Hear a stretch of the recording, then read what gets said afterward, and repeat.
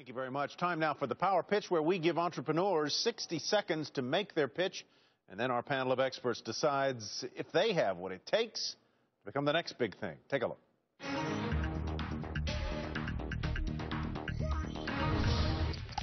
My name is Dror Sharon, and I'm the CEO and co-founder of Consumer Physics, where we believe that while the technology at our fingertips is incredibly powerful, lets you navigate the world, know which restaurant to book tonight, or know what tune is playing on the radio.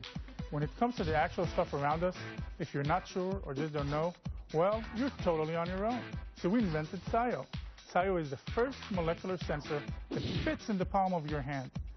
It scans the molecular fingerprints of materials and sends instant, relevant information to your smartphone. SCIO uses spectroscopy, which is a technology that is used in labs around the world, just too large and expensive for everyday use. So we miniaturize this and launch a Kickstarter campaign that raised almost $3 million from 13,000 backers. You can get it online now at www.consumerphysics.com. Make it a reality. Let's go do it. And welcome to Power Pitch, everybody. I'm Mandy Drew. Well, you just saw Dror's pitch, so let's introduce you to the panel as well. In San Francisco, we have Stephanie Palmieri. She's a principal at SoftTech VC, one of the first early-stage firms to invest in high-tech hardware. Investments include Fitbit, August Smart Clock, and Halo Neurosciences. Since 2004, SoftTech VC has closed more than 160 deals.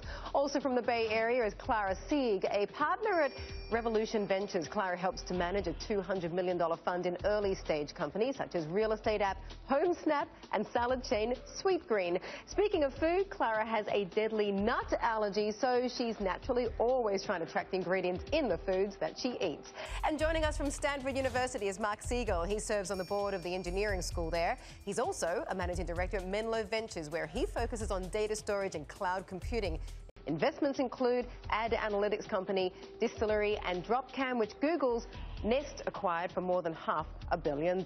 So great to have you with us. Dror, joining us all the way from Tel Aviv. You are in the hot seat right now. Stephanie, the first question goes to you. Dror, congrats on your success on Kickstarter. Raising over $2 million is amazing.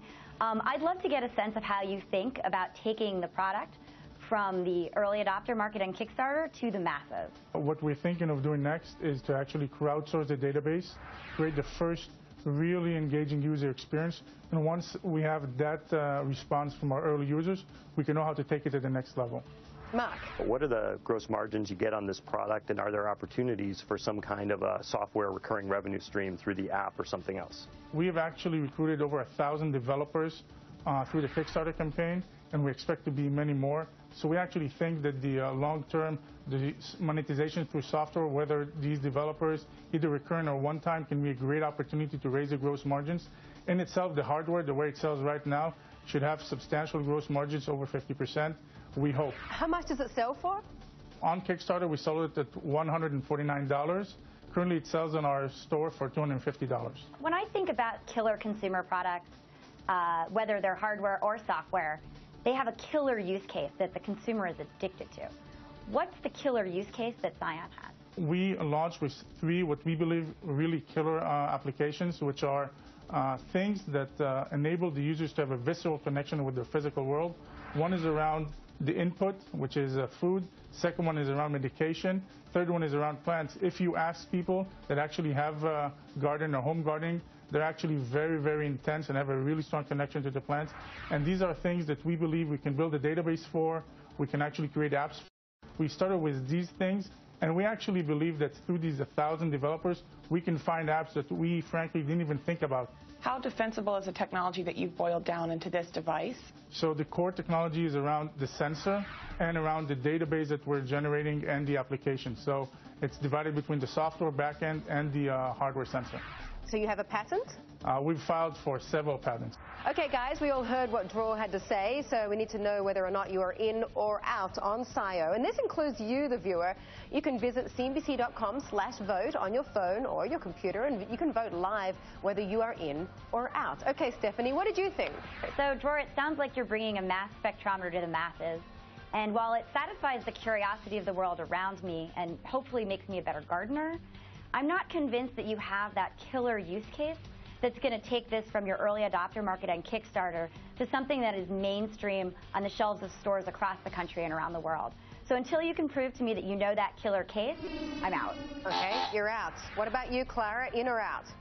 I think from the consumer perspective, for me personally, where I would actually use this to scan my food, it's really interesting. There's obviously a lot of work to be done with figuring out your distribution channels and the business model.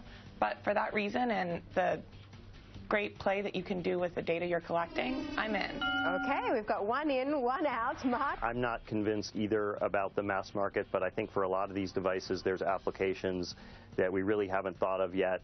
And I think there's something really intriguing here, so I'm in. Okay, so we've got 2 ins and 1 out. Draw, what's your reaction? Well, I mean, I'm very excited, obviously. We would love to see this in the hand of every consumer and influencing all of our lives. And obviously, we're at the early stages, so we're just heads down working on developing the technology, shipping the product, and hopefully we'll prove, there are killer apps out there within 2015 and get it to mass market. Thank you very much to Draw and also to all of those on our panel, Stephanie, Clara and Mark. And our live voting is just about to close, so thank you for your vote as well. And that is today's Power Pitch.